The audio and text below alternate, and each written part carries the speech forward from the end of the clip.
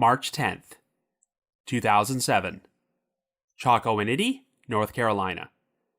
The mother of 19-year-old university student Ginni Wood calls her up on her cell phone.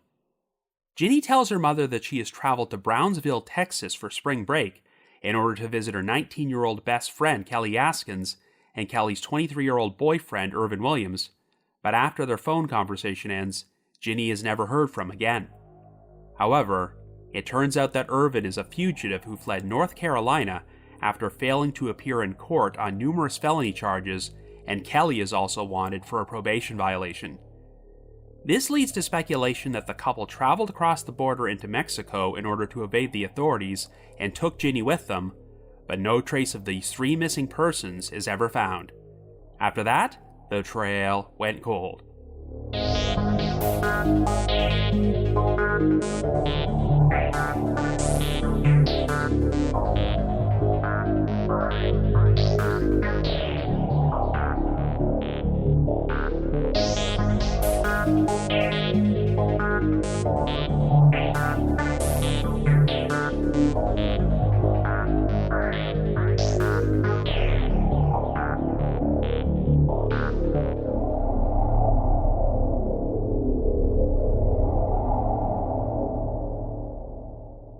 Hello everyone, and welcome to our latest episode of The Trail Went Cold.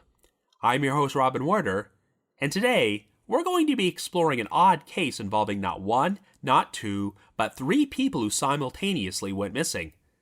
The 2007 disappearances of Ginni Wood, Kelly Gaskins, and Ervin Williams. Anyway, today's story was featured on an episode of Disappeared titled The Road Not Taken, but even though it originally aired 12 years ago, I don't recall having watched it until recently.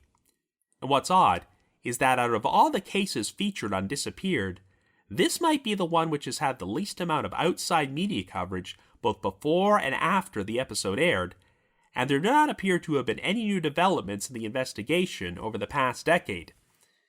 What's particularly unique about this case is that two of the three missing individuals are technically wanted fugitives.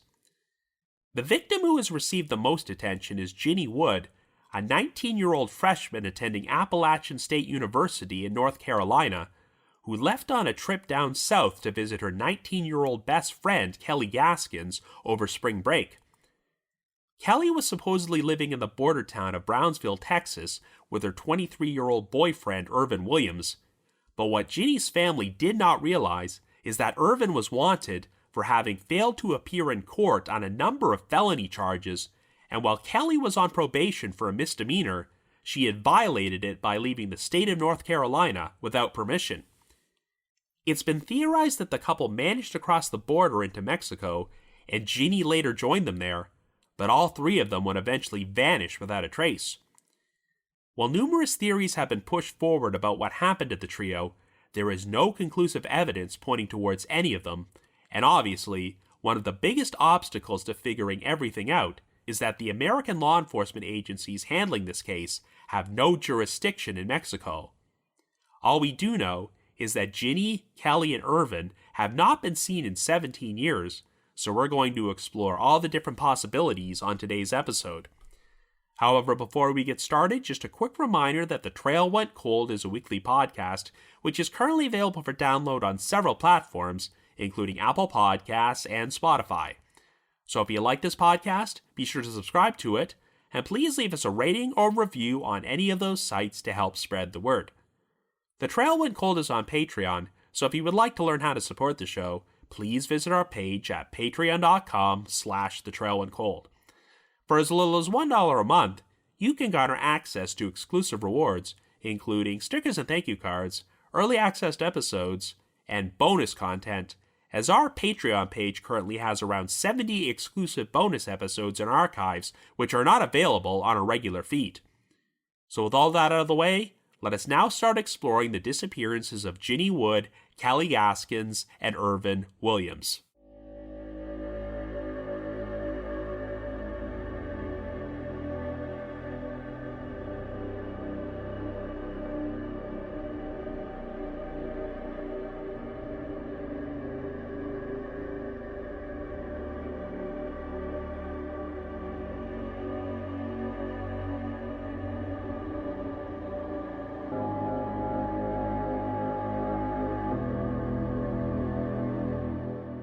Our story begins in 2007, and our first central figure is 19-year-old Virginia Lynn Wood, who goes by the name Ginni. Ginni was originally born in Chocowinity, North Carolina, a small town located in Beaufort County, which had a population of just over 800 people at that time.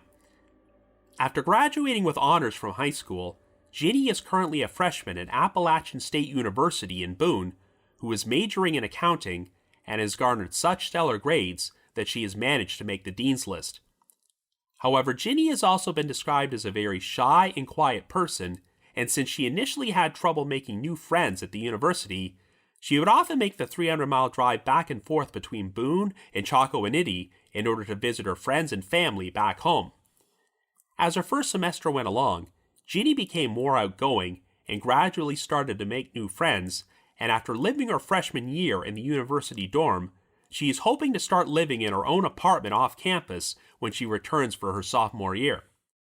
When her first semester came to an end, Ginni informed her mother, Tammy Wood, that instead of returning home for spring break, she was planning to go visit 19-year-old Kelly Gaskins, who had been her closest friend in high school, but had since moved away from Chocowinity. While Kelly used to do well in school, she started struggling once she reached the 12th grade, and ultimately wound up failing and did not graduate.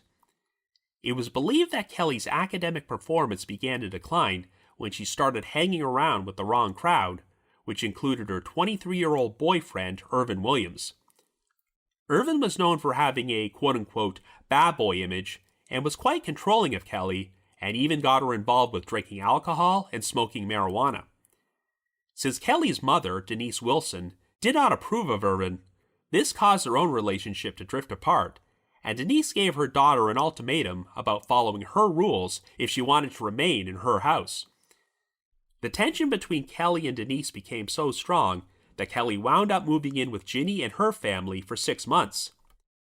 When Ginni left for university, Kelly attempted to move back in with her mother, but things still did not work out. She attempted to repeat the 12th grade, but wound up flunking out of school, so she moved in with Ervin and his family. However, shortly after Christmas in 2006, the couple decided to leave town and move down south. Ginni told her mother Tammy that Kelly and Ervin had relocated to the city of Brownsville, Texas, which is located right next to the United States-Mexico border. She said that the couple had both gotten jobs working at a hotel, and her plan was to make the 1,400-mile drive there from Boone in order to visit them for spring break. On March the 8th, Ginni left her university dorm in her Nissan Sentra in order to begin the drive, and the following day, she phoned Tammy to confirm that she had arrived in Brownsville and was staying with Kelly and Ervin. On the evening of March the 10th, Tammy called Ginni's cell phone to see how she was doing, but Ginni said that she was currently watching a movie with Kelly and would phone her back later. However, after the call ended, this would turn out to be the last time Ginni was confirmed to be alive. Over the course of the next week, Tammy made numerous attempts to call Ginni, but kept getting her voicemail. Tammy never heard back from her daughter, and things eventually reached the point where Ginni's voicemail became full and would not accept any more messages. Ginni never returned to Appalachian State University, and even though spring break came to an end, she did not show up for any of her next scheduled classes on March the 18th, which was very uncharacteristic of her. Since Tammy could still not reach Ginni, she decided to call Kelly's mother Denise, and was surprised to learn that Denise had not heard from her own daughter for 2 months, and was not even aware that Ginni had been planning to visit Kelly. According to Denise, Kelly had not informed her when she left Chocowinity with Ervin at the end of 2006, and she only found out when Kelly called her on January the 18th. However, even though Ginni had claimed that Kelly and Ervin were residing in Brownsville, Kelly told her mother that they were living in the city of Matamoros, Mexico, which is located directly across the border from Brownsville. Kelly said that she and Ervin had gotten jobs working for a hotel in Matamoros, but she did not like living there. Even though Denise offered to send Kelly a bus ticket back to North Carolina, or even drive down there herself to pick her up, Kelly said she wanted to stay and make the situation work, but she never made any further communication with her mother. Whenever Denise attempted to phone Kelly back at the number she called from, no one would answer, and things eventually reached the point where the number stopped working. After learning all this new information, Tammy became concerned enough to contact the Beaufort County Sheriff's Office in order to officially report Ginni missing. Ginni's computer would be seized from her university dorm room, and it turned up some communications between her and Kelly, which revealed that Ginni had been feeling seriously depressed. Not only did Ginni miss her best friend, but 2 relationships had also come to an end in the months prior to her disappearance. After breaking up with her high school boyfriend, Ginni had briefly become involved with Ervin's younger brother, Ervin Williams, but it also did not work out. Losing 2 boyfriends so close together had made Ginni so depressed that she briefly mentioned suicide during her communications with Kelly, but Tammy felt that Ginni's spirits had lifted by the time spring break rolled around, and she seemed very excited about her trip to visit Kelly. Ginni's cell phone records revealed that following her last conversation with her mother on March the 10th, a number of incoming and outgoing calls were made from her phone over the next 4 days, which pinged off cell towers in a number of different cities in Mexico. The last recorded call took place at 8:18 p.m. on March the 14th, in or around the city of Monterrey, which is about 300 kilometers west of Matamoros. It also turned out that a credit card Ginni was carrying had been used to make a $24 purchase at a grocery store in Matamoros shortly after Ginni's final call with her mother, but there were no further transactions on this card. It seems certain that Ginni had crossed over the border into Mexico at some point, and when she left her dorm room in North Carolina, she reportedly took along her social security card and a copy of her birth certificate in order to use as identification. According to one of her friends, Ginni had discussed the possibility of traveling to Cancun with Kelly and Ervin, even though it was located over 2,200 kilometers southeast of Matamoros and would have required at least 28 hours to drive there. At the time, Ginni was driving a black 2003 Nissan Sentra with license number TTZ6801, but all attempts to track this vehicle down went nowhere, and searches that were made on the license number and vehicle identification number for the car that Kelly and Ervin were last known to be driving also came up empty. The Beaufort County Sheriff's Office, as well as the North Carolina State Bureau of Investigation, contacted the U.S. Consulate in Matamoros and provided them with the names and information for Ginni, Kelly, and Ervin, but nothing could be found to indicate that the 3 of them had ever shown up in Mexican jails, hospitals, or anywhere else. Well, what further complicated the situation is that it turned out that Kelly and Ervin were technically both wanted fugitives. In August of 2006, Kelly had been arrested for misdemeanor drug possession in Chocowinity after she was caught carrying marijuana and received a suspended sentence and 36 months probation, but she violated the terms of her probation when she left the state without permission. As a result, a warrant was issued for Kelly's arrest by the North Carolina Department of Corrections. However, Ervin's situation was a lot more serious.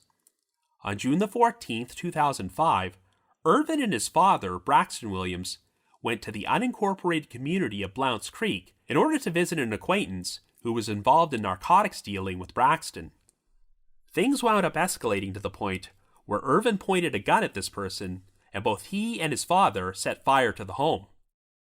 Ervin and Braxton were soon arrested by the Beaufort County Sheriff's Office and were scheduled to appear in court for a hearing to face their charges, but on June the 18th, Braxton wound up taking his own life at the age of 50. Ervin was hit with a number of felony charges, including first-degree arson, first-degree burglary, assault by pointing a gun, and possession of cocaine and marijuana. He was released on bond and was scheduled to appear in court again on January the 8th, 2007, but by that point, he had already fled the state with Kelly. When Ervin and Kelly first left Chocowinity, they had taken along Ervin's younger brother Hubert, as well as their sister Pauline. But at some point, Ervin apparently told his siblings that he was planning to go to Mexico in order to avoid facing prosecution for his charges and was never coming back, so Hubert and Pauline parted ways with him in Florida and took a bus back to North Carolina. it now seemed apparent that Ervin and Kelly had continued on their journey and managed to cross the border at some point. In fact, one of Kelly's friends told her family that Ervin and Kelly had said they were planning to go to Mexico to sell drugs. It seemed like the couple had lived there for at least a few months, but sometime after Ginni joined them, they all vanished without a trace. Since Kelly was technically a wanted fugitive for violating her probation, the Beaufort County Sheriff's Office initially told her family that they could not register a missing persons report for her, and a report was never actually filed until 2015. Hubert and Pauline were both interviewed numerous times by law enforcement, but maintained that they did not know Ervin and Kelly's whereabouts and never made any contact with their brother after they parted ways in Florida. On October the 19th, 2008, Hubert took his own life by a self-inflicted gunshot wound at the age of 20, though investigators have stated that they do not believe his suicide has any connection to Ervin's disappearance. In July of 2007, the Beaufort County Sheriff's Office received a number of tips who claimed that Ervin had been seen in Chocowinity driving a white truck with Texas plates and made more than one visit to a local convenience store. Rumors started circulated that Ervin returned to the area to visit his mother, but had changed his look so much that most people wouldn't recognize him. However, even though the sheriff's office checked surveillance footage from the aforementioned convenience store, they did not turn up any trace of Ervin, and while numerous searches were performed of Ervin's mother's home, they failed to find any evidence that he had been there. Since none of these sightings of Ervin could be confirmed, the Beaufort County Sheriff's Office remained skeptical that he ever returned to Chocowinity, and unfortunately, they say they do not have the resources or legal authority to travel to Mexico in order to follow up on any potential leads from there. This story would receive national exposure when it was featured on an episode of Disappeared titled The Road Not Taken, which aired in January of 2012. The episode featured an interview by Gilbert Arrizolo, a Houston-based attorney and Mexican national who was hired by Ginni's family to search for her in Mexico due to his experience helping out with missing persons cases near the Texas-Mexico border. Shortly after Ginni was reported missing, Gilbert and his brother had traveled to Brownsville and Matamoros in order to distribute a number of missing persons flyers for Ginni and Kelly, which offered a $500 reward for information. Gilbert wound up receiving information that Kelly was employed as a maid at the Fontana Inn in Matamoros, while Ervin performed maintenance work for them.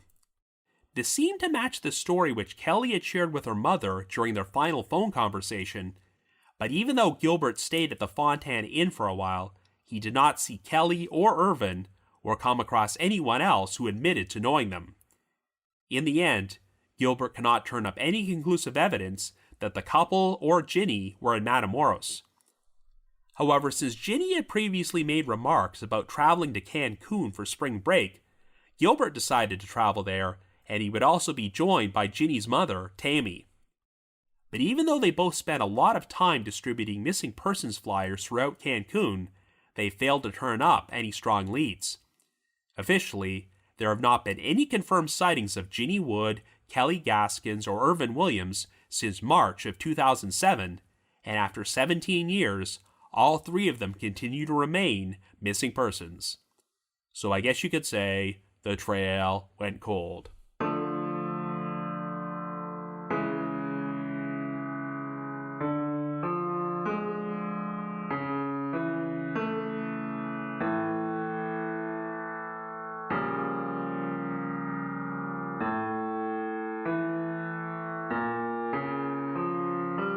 So at the time of this recording, Disappeared has produced a total of 11 seasons, and a decent amount of cases from the show's first several seasons have wound up being solved. Some of them have concluded with the victim being found, both dead or alive, while others have been resolved with a suspect being charged and convicted for the missing victim's murder.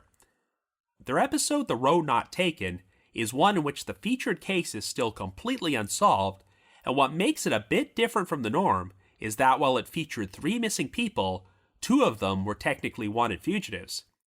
And like I mentioned in the intro, it seems like there was very little media coverage of this story before it was featured on Disappeared, and there's been even less media coverage after the episode aired, and virtually no new developments in the investigation. Of course, this may have a lot to do with the fact that Ginni Wood, Kelly Gaskins, and Ervin Williams all seemingly vanished in Mexico, where American law enforcement does not have jurisdiction, but even independent searches performed by private investigators like Gilbert Arrizolo have failed to turn up any evidence of what happened to any of these three missing individuals. Yes, Ervin and Kelly were probably doing what they could to avoid being found, but even though the victims' families have always held out hope that they are still alive, it's hard to imagine that two young people with very few resources could manage to support themselves and stay off the radar for 17 years, even if they did manage to flee to a foreign country. And of course, since Ginni had no criminal record, was excelling academically, and had a bright future to look forward to, there would have been little motivation for her to voluntarily take off to Mexico and start a new life, while cutting off all contact with her family. Obviously, since Ginni was not a fugitive, the disappeared episode made her the central focus, as a missing persons report had not yet officially been filed for Kelly at the time it originally aired. But while the episode did not shy away from Kelly's mistakes and personal issues, it did give a voice to her mother, Denise Wilson. Even though they had developed a contentious relationship before Kelly went missing, the show did not let the viewer forget that Kelly still had a family out there who missed her and wanted to learn the truth about what happened. As for Ervin, he was portrayed as a troubled and potentially dangerous individual, and none of his family members were interviewed on the show. By that point, Ervin had already lost his father and brother to suicide, and from what I've read about her online, his mother was not the nicest person in the world. However, there's been some question about whether the episode's portrayal of Ginni as a shy, quiet girl who had trouble making friends was entirely accurate. Well, even though there hasn't been any recent media coverage of this case, I actually came across some interesting new information in a thread about this story at the Web Sleuths forum, as a number of comments were made there in 2021 by a poster under the username ClockJane7890. Obviously, you can never be 100% certain that all the information shared in an internet forum is true, but ClockJane7890 is listed as a quote-unquote verified insider, and Web Sleuth seems to have a system in place in order to confirm if posters claiming to have a personal connection to the featured cases are legitimate. So I have to assume that the information she has shared there is probably true, and as an aside, in order to avoid having to constantly repeat her lengthy username, I'm simply going to refer to her as Jane from here on out. Well, even though Kelly was Ginni's best friend back home in Chocowinity, Jane claimed that she became Ginni's new best friend when she attended Appalachian State University. She believed that the disappeared episode's portrayal of Ginni was the show putting their own spin on things, because rather than being a shy person who had trouble making new friends, Jane said that Ginni was actually a pretty wild partier during her time at the university. She also provided some additional insight about Ginni's brief relationship with Ervin's brother Hubert, as Ginni apparently left her high school boyfriend to be with him, but then had her heart broken when Hubert wound up getting another girl pregnant.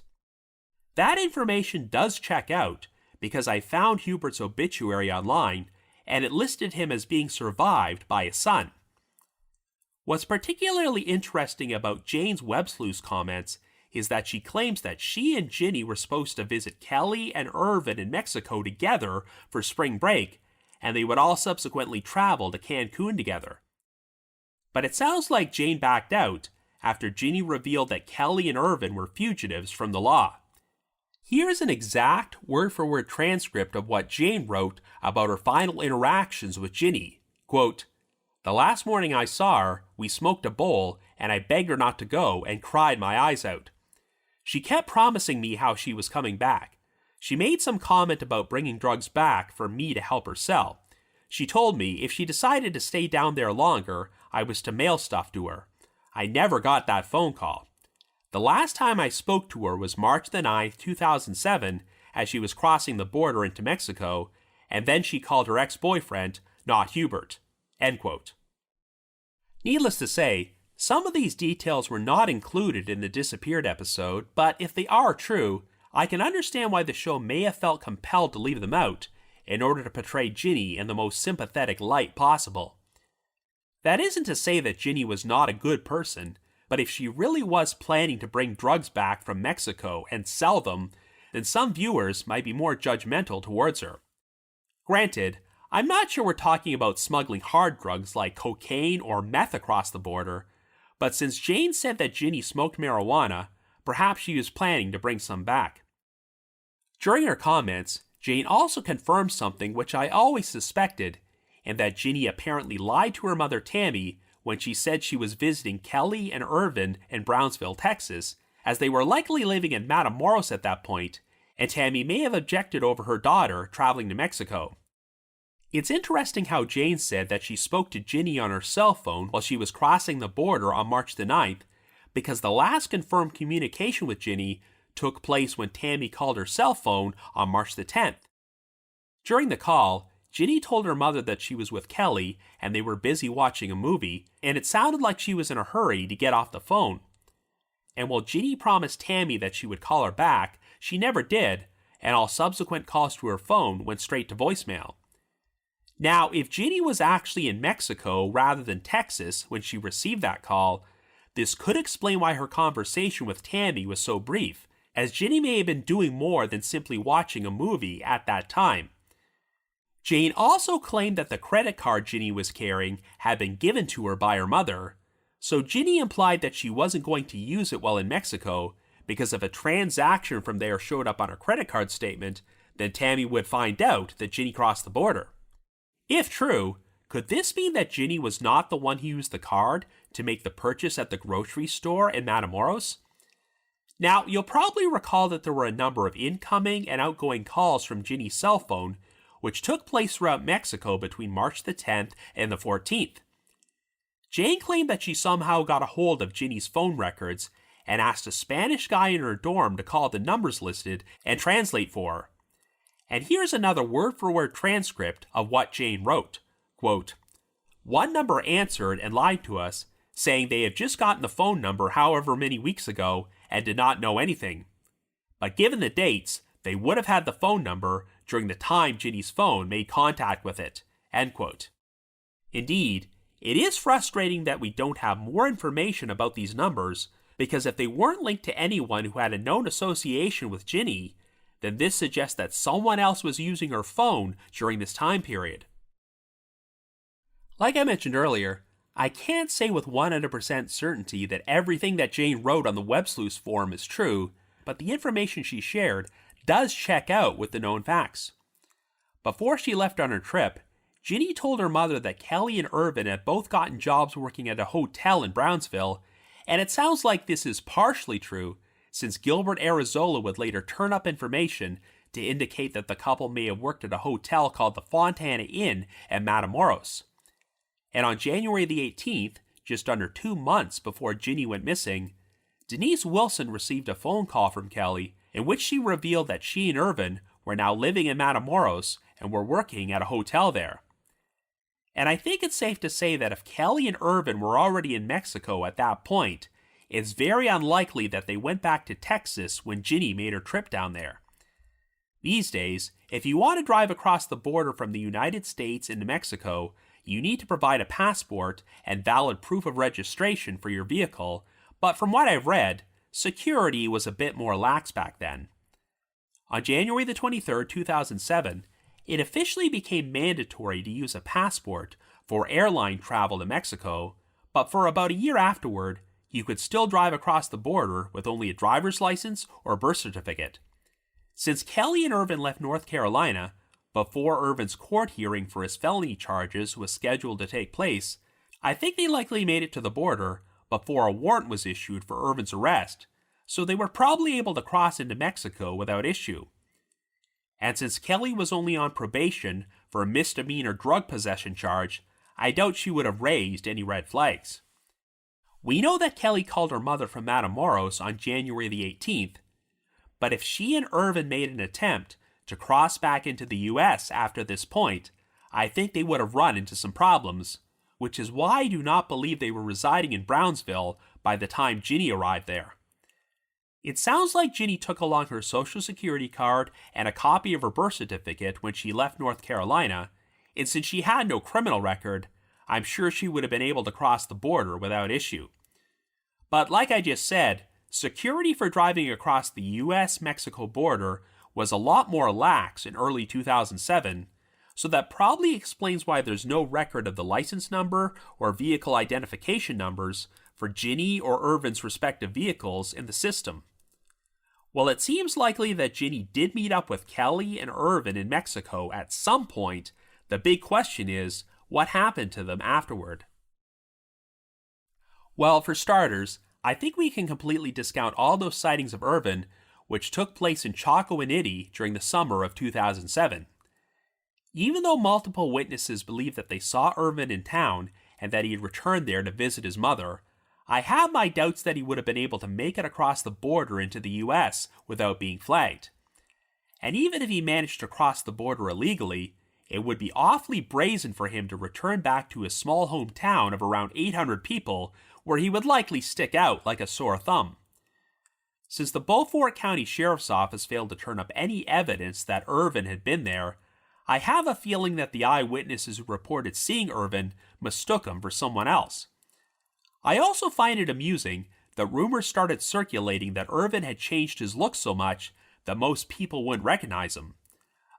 Instead of seeing Ervin and believing that he looked different because he changed his looks, would the more logical explanation be that they simply saw a completely different person? When Ervin originally left Chocowinity, he took his brother Hubert and sister Pauline with him, but when he revealed that he was crossing the border into Mexico and had no intention of coming back, his siblings decided to hop on a bus back home. Granted, I'm not sure Ervin had much of a long-term plan after he escaped to Mexico, but given the number of felony charges he was facing, I could see him doing some serious prison time if he was convicted, so he probably felt it was worth the risk, and managed to convince Kelly to accompany him as well. However, during her final phone call to her mother, Kelly gave off the impression that she was unhappy in Mexico, and it wasn't everything it was cracked up to be. I do believe that Kelly and Ervin probably did get jobs at the Fontana Inn in Matamoros, but I'm sure they weren't making much money, and it's unclear if they were actually living at the hotel or residing elsewhere. When Ginni left on her trip, it does not sound like she ever provided an exact address where she was going, so I don't know where she would have met up with Kelly and Ervin. Since one of Kelly's friends claimed that she had talked about her and Ervin selling drugs in Mexico, it's possible this was the couple's main plan to support themselves. But as I'm sure everyone is aware, drugs are a very dangerous business in Mexico, and if you cross paths with the wrong people down there, you can easily wind up dead. During Jane's comments on Web Sleuths, she said that Ginni had told her that she might stay in Mexico longer than she originally planned, and if this happened, she would get in touch with Jane and ask her to mail some items down to her. Of course, this never took place, but was Ginni intending to stay down there longer than spring break and potentially miss some classes? I know there were signs that Ginni was feeling depressed or possibly even suicidal due to her two most recent breakups, but would these issues have been enough for her to give up everything and start over? However, let's not forget that Ginni had supposedly invited Jane to accompany her on a road trip to Mexico, and I doubt she would have done that if she had no intention of coming back. It sounds like the original plan was for them to join Kelly and Ervin and travel to Cancun together, but that would have been a pretty major undertaking. Cancun is literally located on the most eastern tip of Mexico, over 2,200 kilometers away from Matamoros, and it would take over 28 hours for someone to drive there after crossing the border. There are any number of potential things which could have gone wrong during a trip like that, and while the resorts in Cancun are quite nice, other sections of the city have been overrun with poverty and crime and can be quite dangerous. While we have no idea if Ginni, Kelly, and Ervin headed towards Cancun, here's what we know about the timeline. The last time anyone can confirm having spoken with Ginni was when her mother called her on March the 10th, and shortly thereafter, the credit card she was carrying was used to make a $24 purchase at a grocery store in Matamoros. While we can't be certain that Ginni herself used the card, I'm inclined to think that if it was stolen, whoever had it would have used it more than once and spent over $24. But I'm not so certain if Ginni personally received and made all the calls from her cell phone that took place between March the 10th and the 14th. I find it troubling that the last known call took place in Monterey, which is 300 kilometers west of Matamoros. If Ginni was planning to travel to Cancun, it wouldn't make much sense for her to go to Monterey, which is in the opposite direction, so what would she have been doing there? I'll once again reiterate that it's frustrating that we don't have more details about these incoming and outgoing calls, but perhaps this is information that law enforcement has intentionally chosen to withhold from the public. But we know that Tammy left multiple voicemails during that time period, and if Ginni heard them, she should have known that Tammy would become worried if she didn't call her back. So this suggests to me that either Ginni was involved in something that she did not want her mother to find out about, or she no longer had possession of the phone. What's interesting is that during the disappeared episode, they show some screenshots of Ginni's phone records, and if you look closely, it appears that some of her calls went to Charlotte, North Carolina, which is about 265 miles away from Chocowinity. As far as I know, no one else has ever admitted to speaking with Ginni on the phone after March the 10th, so could Kelly or Ervin have taken possession of the phone and made calls to someone in or around Charlotte? Learning more specific details about how this phone was used could provide some further insight into what happened, but unfortunately, we just don't have this information. In addition to Ginni's cell phone, we also have no idea what happened to her 2003 Nissan Sentra. It's very likely that she used it to drive into Mexico, but if it had been driven back across the border into the United States, the vehicle likely would have been flagged. But since the American investigative agencies don't have any jurisdiction in Mexico, I'm sure that trying to track down one missing vehicle in an entire country would be virtually impossible for them. Now, it's easy to assume that Ginni could have been murdered and someone stole her Sentra and it wound up in a chop shop or something, but to play devil's advocate, what if Ginni, Kelly, and Ervin were simply the victims of a tragic accident? If they decided to leave Matamoros in order to travel to Cancun, the quickest route would be to use Federal Highway 180, and a good portion of this route would involve them driving past the Gulf of Mexico. So theoretically, they could have accidentally driven into the water somewhere, which would explain why neither the three missing victims or their vehicle has ever been found. However, given the suspicious circumstances of how they disappeared, I can see why it would be tempting to believe that one or more of them became the victims of foul play. One theory which has often been pushed forward in online discussions about this case is that Ervin may have been directly responsible for Ginni's disappearance. Since Ervin was a wanted fugitive hiding from the law, he may have become paranoid that Ginni would disclose his location to the authorities once she returned to the United States, so he decided she was a liability and decided to kill her. However, I've seen some comments in places like the Web Sleuths forum from people claiming to have known Ervin personally, and while they acknowledged that he was a criminal who hailed from a troubled family, they did not feel like he was the type of person who was capable of murdering someone in cold blood. So they are inclined to believe that if Ginni, Kelly, or both of them were murdered, it was likely done by an outside party, and Ervin was killed alongside the two women. The suicide of his brother Hubert in 2008 could be taken as a sign that he had learned some horrible news about Ervin which compelled Hubert to take his own life, but investigators have always been inclined to believe that the two events are not related, as it sounds like Hubert already had a number of serious issues which had nothing to do with his brother's disappearance. Overall, the theory that makes the most logical sense to me is that if Ervin was trying to become involved in the drug trade in Mexico, he may have crossed paths with the wrong people, and this led to him, Ginni, and Kelly being killed. Or perhaps they were not involved in anything like that at all, and the three of them were just the victims of a random carjacking or something, and were murdered before their bodies were disposed of. Whatever happened, the big issue is that the American authorities are powerless to do anything, and I doubt that the Mexican authorities are conducting an active investigation. As you can imagine, having a loved one go missing in a foreign country can be a person's worst nightmare due to all the bureaucracy and jurisdictional red tape that are involved. While hiring independent private investigators is always an option, it doesn't help when there is virtually no evidence to work with. Even though Gilbert Arezolo picked up a few potential leads during his investigation in Mexico, it did not bring him any closer to figuring out what happened to Ginni, Kelly, or Ervin. While I push forward a number of potential theories about what could have happened to them, they are really nothing more than speculation. Even though Ginni has received the most attention out of these missing persons, we cannot forget that even though Kelly may have violated her probation and made a number of mistakes, she is still a human being who is greatly missed by her family, and they still want answers. And while Ervin was definitely a very troubled individual who did some bad things, I'd stop short of accusing him of doing something as extreme as murdering Ginni or Kelly without conclusive evidence. For all we know, he may very well be a victim too. Since 17 years have now passed since these three individuals went missing, it might be hard to conclusively solve this case, but regardless, we should always be sure to spread awareness and ensure they are not forgotten.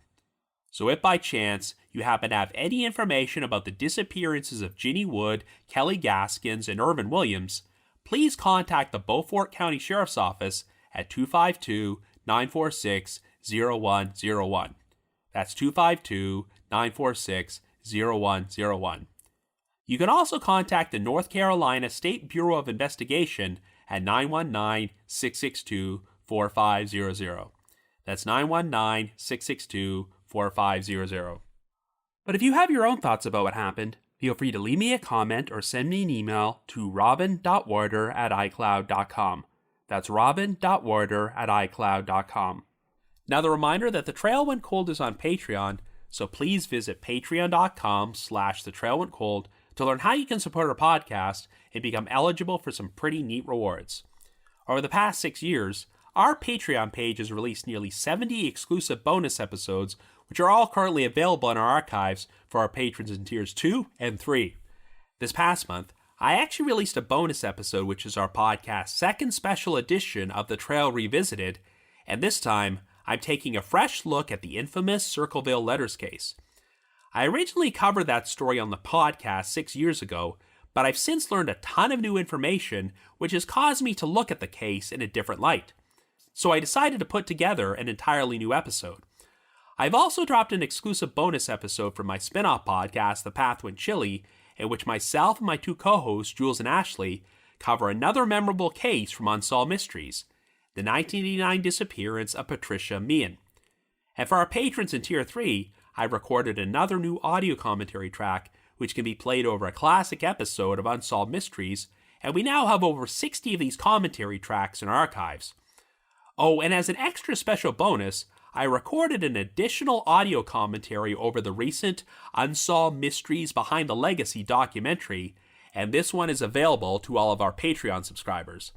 I'd also like to give a shout out to our most recent listeners who have signed up with us on Patreon this week, and they are Louise H., PLB McCauley, Anna M., and Sarah. Thank you all so much for your support. I wanted to remind everyone that later this year, The Trail Went Cold has been booked to appear on Podcast Row at 2 separate CrimeCon events.